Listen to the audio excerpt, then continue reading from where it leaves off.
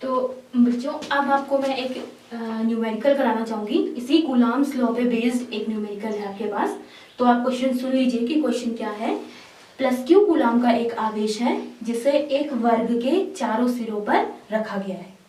तो पहले मैं इसको डायग्राम के थ्रू आपको समझा देती हूँ कि एक प्लस क्यू कूलॉम का आवेश है जिसे एक वर्ग के, तो पहले मैंने एक स्क्वायर ड्रॉ कर दिया। ये सपोज आपके पास एक वर्ग है, इसके चारों कॉर्नर को मैंने नाम दे दिया है ए, बी, सी और डी, और इन चारों कोनों पर एक जैसा इक्वल आवेश प्लस क्यू रखा गया। अब क्योंकि एक वर्ग है तो वर्ग को आपको पता है स्क्वायर क्या होता है, उसकी चारों साइड्स क्या होती हैं, इक्वल। तो हमने मान लिया इसकी ये भुजा कितनी है ए, ये भी हो जाएगी ए, और सिमिलर ये भी ए और ये वाली साइड्स भी हो जाएगी ए। तो अब आपको निकालना है इस क्वेश्चन में कि इस वर्ग के केंद्र पर, ये इसका सेंटर हो गया, इस वर्ग के केंद्र पर कैसा और कितना आवेश रखा जाए कि ये संपूर्ण निकाय है ये संतुलन की अवस्था में रहे, और यह संतुलन किस प्रकार का होगा। तो सबसे पहले हमें ज्ञात करना है कि ये निकाय संतुलन में कब रहेगा। तो इसके लिए हम बात करते हैं संतुलन के लिए कोई भी कंडीशन आप देखते हैं, संतुलन की कंडीशन ये होती है कि जब उस कण पर या उस पिन पर, उस वस्तु पर लगने वाले जो नेट फोर्स है, कुल बल है, वो कितना आना चाहिए आपके पास, 0। तो अब हम देखते हैं क्योंकि आपके पास जो चारों सिरे हैं ए, बी, सी, डी, सब पर बराबर आवेश रखा गया है, तो हम किसी भी पॉइंट को लेकर चलते हैं। तो एक फर्स्ट पॉइंट हम ए से स्टार्ट करते हैं, ए को लेकर हम चलते हैं। ए सिरे पर हम स्टार्ट करते हैं। माना हमने मान लिया कि इस वर्ग के जो केंद्र पे है वो कैसा, कितना आवेश रखा गया है, क्यू डैश। अब क्यू डैश आवेश हमने मान लिया है, लेकिन हमें ये नहीं पता है कि वो आवेश पॉजिटिव है या फिर नेगेटिव है। तो ये अभी हम जब इस क्वेश्चन को सॉल्व करेंगे तो आपको लास्ट में जो क्यू डैश की जो वैल्यू निकलेगी उससे आपको पता चलेगा वो आवेश धनावेश है या फिर ऋणावेश। तो अब स्टार्ट करते हैं। सबसे पहले क्योंकि हम ए पॉइंट को लेकर चल रहे हैं तो ए पॉइंट पे किस किस आवेश के कारण बल लगेंगे, सबसे पहले हम इस बात पे विचार करेंगे। तो प्लस क्यू आवेश, ये वाला जो आवेश है, इस पर जो सबसे पहले बल लगेगा बी बिंदु, बी बिंदु पर भी कैसा आवेश है, प्लस क्यू। तो प्लस क्यू आवेश है तो ये भी धनावेश है और ये भी धनावेश है। मैंने आपको अभी बताया था कि जो समान आवेश होते हैं वो हमेशा एक दूसरे को क्या करते हैं, प्रतिकर्षित। तो ये दोनों आवेश एक दूसरे को प्रतिकर्षित करेंगे। तो इस B के कारण इस A पर जो बल लगेगा उसको हम पहला बल है इसलिए हम मान लेते हैं F1, और वो इस दिशा में प्रतिकर्षण करें। तो अब F1 का मान आप निकालेंगे, और F1 का मान आप किससे निकालेंगे, कूलम्स लॉ मैंने आपको बताया है कि जो दो आवेशों के बीच बल लगता है उसका फॉर्मूला आता है 1/4 पाई एप्सिलॉन 0 Q1। पहला चार्ज कितना है, Q, इंटू दूसरा चार्ज Q2 भी कितना है, Q, और अपॉन होता है R स्क्वायर। R स्क्वायर यानी कि दोनों के बीच की दूरी। तो यहाँ पर हमने A मानी है तो वो आपके पास हो जाएगा A स्क्वायर। तो ये आपके पास बन गया 1/4 pi epsilon 0 Q square upon A square. ये आ गई आपके पास फर्स्ट इक्वेशन। अब ऐसे हम बात करते हैं इस बिंदु A पर जो दूसरा बल लगेगा वो किस आवेश के कारण लगेगा, इस प्लस क्यू आवेश के कारण, जो किस बिंदु पर है, D पर। तो अब D के कारण जो इस पे, क्योंकि ये फिर से दोनों धनावेश है तो ये एक दूसरे को क्या करेंगे, प्रतिकर्षित। तो जो दूसरा बल लगेगा वो लगेगा F2 इस दिशा। ये बल इस बल को जब आएगा तो इसको क्या करेगा, प्रतिकर्षित करेगा। तो ये बल है F2। ऐसे ही हम, जैसे हमने F1 का मान निकाला वैसे ही हम F2 का मान निकालते हैं। तो F2 = फिर से आप कूलम्स लॉ का यूज करेंगे इस और इस आवेश के बीच में।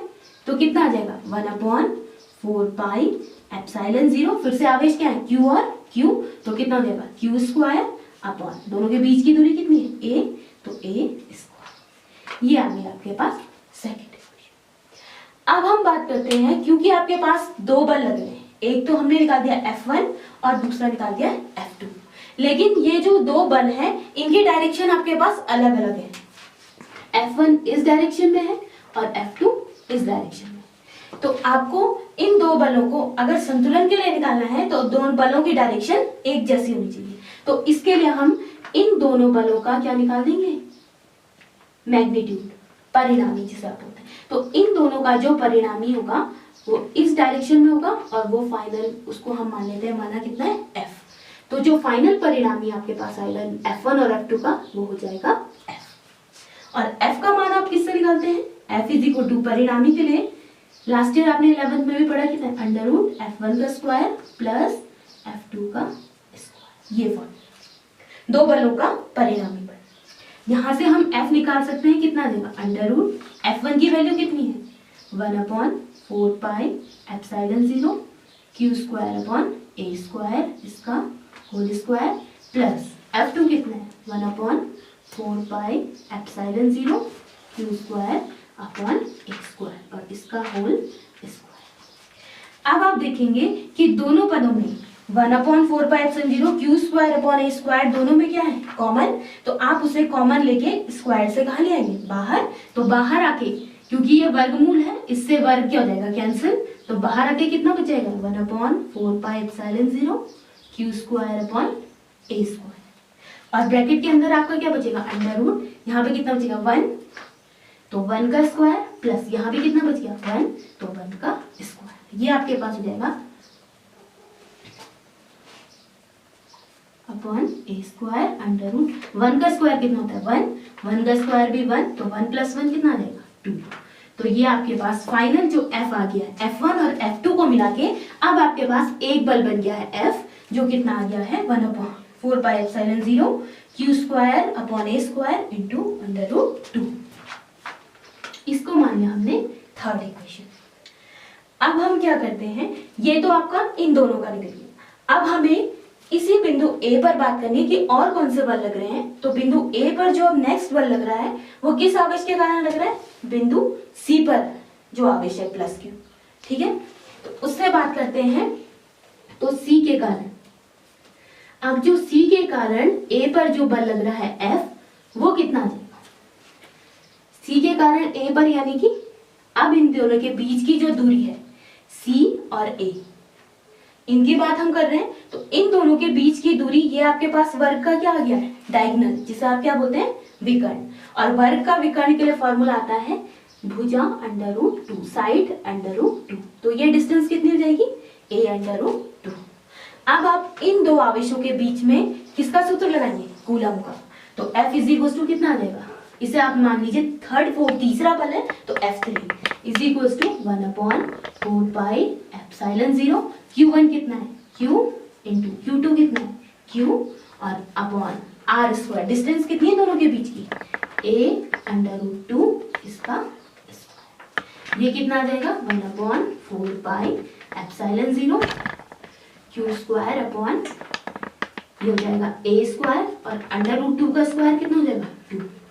ये आ गया आपके पास फोर्थ इक्वेशन। ये हमने 3 बल निकाल दिए। अब जो चौथा और लास्ट फोर्थ जो बल लगेगा वो किस आवेश के कारण लगेगा, जो आपने केंद्र पर रखा है। केंद्र पर भी तो आपने आवेश रखा है Q डैश, तो Q डैश के कारण अब इस पर बल निकालेंगे Q पर, ठीक है। तो Q डैश के कारण, अब Q डैश के कारण जो बल लग रहा है इसे हमने माना क्या है F4, जो चौथा बल। तो फिर से कूलम इस A और Q डैश के बीच में आप बल लगाएंगे कूलम के नियम से। तो कितना आ जाएगा F is equal to 1/4 pi epsilon 0 Q1 कितना है Q इंटू Q2 कितना है Q डैश और अपॉन R स्क्वायर। डिस्टेंस कितनी है इन दोनों के बीच की, देखो ये केंद्र है सेंटर, तो इस पूरी दूरी का ये दूरी क्या होगी आधा। तो पूरी दूरी कितनी है a अंडर रूट 2, तो उसका आप क्या कर लेंगे आधा। तो ये हो जाएगा a अंडर रूट 2 अपॉन 2 और इसका होल स्क्वायर। अब ये कितना आ जाएगा 1/4 pi epsilon 0 Q dash upon a square into 2 और ये नीचे अपॉन 2 है, इसका स्क्वायर हो जाएगा कितना 4 और 4 आ जाएगा आपका ऊपर। 2 से ये कैंसिल हो जाएगा, तो आपके पास फाइनल F4 कितना आ गया है 1/4 pi epsilon 0 2Q dash upon a square. ये आ गई आपके पास फिफ्थ इक्वेशन। अब हमने यहाँ पर चारों बल F1, F2, F3 और F4 निकाल दिए हैं। ए पॉइंट हमने लिया था, ए पॉइंट को सेंटर मान के हमने इस पे जो लगने वाले बल निकाले। एक तो पहला इस आवेश के कारण लगा F1, इस आवेश के कारण लगा F2। अब आपके पास फिर हमने इन दोनों आवेश, क्योंकि अलग अलग डायरेक्शन में थे, तो हमने इनका परिणाम निकाल दिया है F। फिर हमने निकाला इस C के कारण जो बल लग रहा है F3, क्योंकि C पर जो चार्ज है वो भी प्लस है और ये भी प्लस है, तो फिर से ये दोनों धनावेश एक दूसरे को क्या करेंगे, प्रतिकर्षित। तो जो F3 की डायरेक्शन होगी वो भी यही होगी, F3। और नेक्स्ट आपके पास जो F4 निकला वो किस आवेश के कारण निकला, Q डैश के। तो Q डैश के कारण इस पे, अब Q डैश आपका चार्ज ये डिपेंड करेगा कि Q डैश उसकी डायरेक्शन क्या होगी। तो ये डिपेंड करेगा Q डैश अगर प्लस है, अगर Q डैश धनावेश आता है तो F4 की डायरेक्शन भी आपकी यही होगी। लेकिन अगर Q डैश माइनस आता है तो प्लस और माइनस फिर एक दूसरे को क्या करेंगे, आकर्षित। तो फिर Q डैश F4 की डायरेक्शन आपके पास ये हो जाए। तो अब हम इसे आगे बात करते हैं। हमें याद करना है कि आपका जो निकाय है वो संतुलन में रहेगा। तो संतुलन के लिए मैंने बताया था कोई भी वस्तु संतुलन में कब होगी, जब उस पे लगने वाला जो नेट फोर्स है, कुल बल है, वो कितना आना चाहिए, 0। तो नेट फोर्स आपके पास जो लग रहे हैं वो कितने लग रहे हैं, एक तो F1 और F2 का हो गया F, इसके कारण हो गया F3 और Q डैश के कारण हो गया F4। तो संतुलन के लिए नेट फोर्स कितना होना चाहिए, 0। दोनों बल कितने होने चाहिए, 0। तो F plus F3 plus F4 is equal to 0। अब हमने F, F3 और F4 सबकी वैल्यूज निकाल दी हैं। इन्हें इक्वेशन में रख के उसे सॉल्व करते हैं। तो F की वैल्यू कितनी आ गई है, 1/4 pi epsilon 0 √2 Q square upon A square plus F4 की वैल्यू, F3 की वैल्यू कितनी आई है, 1/4 pi epsilon 0 Q square upon 2A square और प्लस F4 की वैल्यू कितनी आई है, 1/4 pi epsilon 0 2Q dash upon A square is equal to 0। ये हो गया आपके पास। अब आप इन तीनों पदों में देखेंगे कि कौन कौन सी चीजें कॉमन है। तो कॉमन है 1/4 pi epsilon 0, 1/4 pi epsilon 0। A square भी कॉमन है सब में, तो A स्क्वायर भी हमने कॉमन ले लिया। और एक और चीज है, Q भी सब में क्या है, कॉमन है, तो Q भी हमने कॉमन।